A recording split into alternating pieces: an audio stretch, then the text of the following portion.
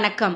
2025 ITTF உலக table tennis championship போட்டி 25 மே அன்று தோஹாவில் கோலாகலமாக நிறைவடைந்தது. சீனா 5 தங்கப் பதக்கங்களில் 4ஐ வென்று ஆதிக்கம் செலுத்தியது. லுசைல் பல்நோக்கு அரங்கில் கத்தார் ஒலிம்பிக் கமிட்டி தலைவர் ஷேக் ஜோஆன் பின் ஹமத் அல்தானி, சர்வதேச ஒலிம்பிக் கமிட்டி தலைவர் டாக்டர் தாமஸ் பாக், சர்வதேச டேபிள் டென்னிஸ் கூட்டமைப்பு தலைவர் பெட்ரா சோர்லிங் மற்றும் ஏராளமான ரசிகர்கள் முன்னிலையில் சீன வீரர்கள் ஆண்கள் மற்றும் பெண்கள் ஒற்றையர், பெண்கள் இரட்டையர் மற்றும் கலப்பு இரட்டையர் பட்டங்களை வென்றனர். வாங் சூயின், சன் யிங்சா, வாங் மான்யூ ஆகியோர் பல பதக்கங்களை வென்றனர். உலக 2ஆம் நிலை வீரரான வாங் சூயின் பிரேசிலின் ஜூகோ கால்டரோனாவை 4-1 என்ற கணக்கில் வென்றார். இது அவரது முதல் உலக சாம்பியன்ஷிப் ஒற்றையர் தங்கம். கால்டரோனாவுக்கு நான் ஒரு சவாலாகவே இருந்தேன். வெற்றி பெற வேண்டும் என்ற வலிமையான விருப்பமும் ஆவலும் கொண்டிருந்தேன் என்றார் சூயின்.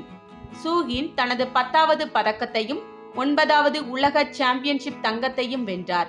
கால்டரோனோ ஆண்கள் ஒற்றையர் பிரிவில் பதக்கம் வென்ற முதல் பிரேசில் மற்றும் லத்தீன் அமெரிக்க வீரர் என்ற வரலாற்றை படைத்தார்.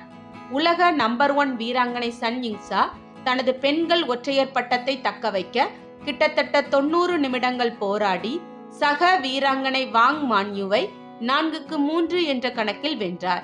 இது அவரது 9வது உலக சாம்பியன்ஷிப் தங்கம். எங்கள் ஆட்டங்கள் எப்போதும் மிக நெருக்கமாகவே இருக்கும் என்றார் யிங்சா.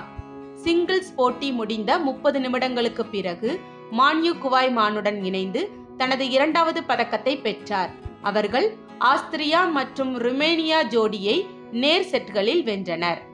ஆண்கள் இரட்டையர் பிரிவில் ஜப்பானின் ஜூன்சுகே டோகாமி மற்றும் ஹிரோடா ஜுனோசுகா ஆகியோர் சீன தைபேயின் காவோ செங் ஜூயி மற்றும் லின் யுன் ஜூ ஆகியோரை 3-2 என்ற கணக்கில் வென்று ஜப்பானுக்கு 64 வருடங்களுக்கு பிறகு டேபிள் டென்னிஸ் பட்டத்தை வென்றனர்.